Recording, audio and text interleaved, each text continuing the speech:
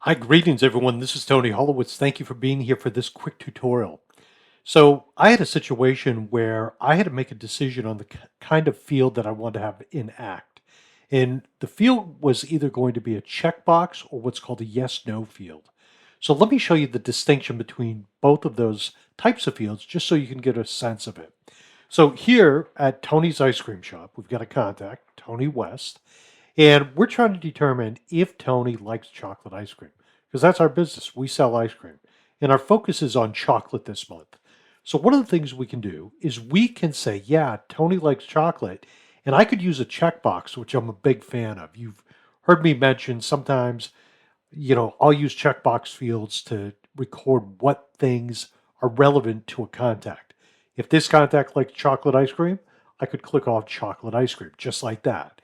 That's a searchable field, so I can find all the people that like chocolate ice cream in case I want to send out a email special about our chocolate ice cream for that given month.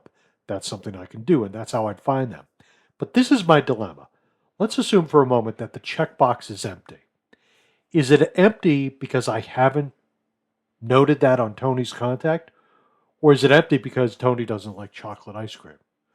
I cannot be sure because I might not remember whether or not I sort of approached that topic. That is where a yes no field comes in and is probably a better scenario for this kind of thing. So let me show you what I mean. Right here it says chocolate yes no. I just called it chocolate yes no to illustrate this. But in the drop down, you'll notice that it says either no or yes. This is a field that I created in the drop down. It's a drop down field that you can create once and save it and use it over and over again. But what's great about this is when I look at this contact, I don't even have to click on the drop down. I can just press the letter N or I can press the letter Y and it will completely go in. So if I do no or yes, that is a way I can get that information in there very easily. So it is a determination that I've done something with this contact, regardless of what the meaning is, yes or no. When I see that, I know I've done something. If it's an empty checkbox, I'm not sure if I really addressed this particular contact. In addition, what I would typically do is, let's say I want to review all the contacts in my database. I could create a group and say, listen, put all the contacts in there that checkbox, or I'm sorry, not the checkbox, but the yes no field is blank. And if it's blank, let's put them in a group. So that tells me I got to go in and deal with that and either make it yes or no. This is the odd thing. I'm telling you about a yes no example. However, when you go in to create a new field, a checkbox field, ACT doesn't call it a checkbox field. They call it a yes no field. So it can be a little confusing.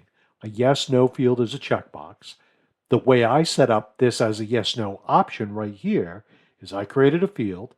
I created a field to the right of it for chocolate, yes or no. And I told it my only two options are going to be yes or no. I know that can be a little confusing. If you have questions on that, don't hesitate to reach out to me. The main point here is when you're working with your contacts, sometimes you want to make little decisions to be able to identify the contacts that are relevant to a certain scenario. These are some of the ways you can go about it.